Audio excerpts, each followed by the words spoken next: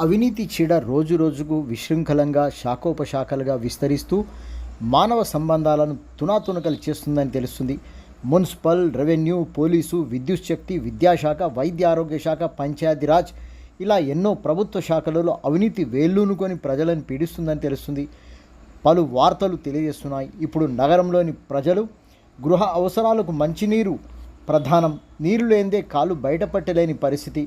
హైదరాబాద్ గృహ అవసరాలకు metro water వర్క్స్లో పనిచేసే సిబ్బంది చేతివాటంతో విలువైన నీరు అక్రమంగా సరఫరా జరుగుతుందని తెలుస్తుంది. కాసులకు కక్కుర్తిపడి ఎక్కువ సమయం నీటి సరఫరా చేస్తున్నట్లు సమాచారం. వాటర్ బోర్డులో అధికారులకు తెలిసినా ప్రత్యక్ష పరోక్ష చర్యలు తీసుకున్న దాఖలాలు లేవని పలు నివేదికలు తెలుపుతున్నాయి.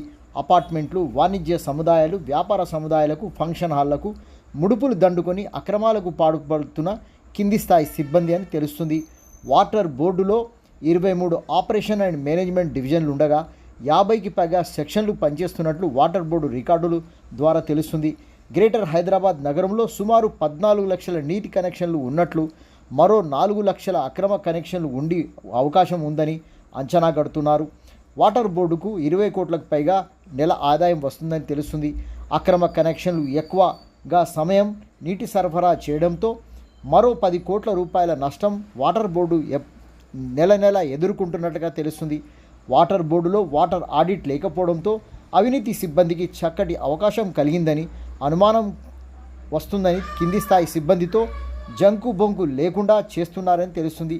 అధికారుల చర్యలు లేనందుకు బరి తెగిస్తున్న సిబ్బంది అని వినియోగదారులు వాపోతున్నారు. వినియోగదారులు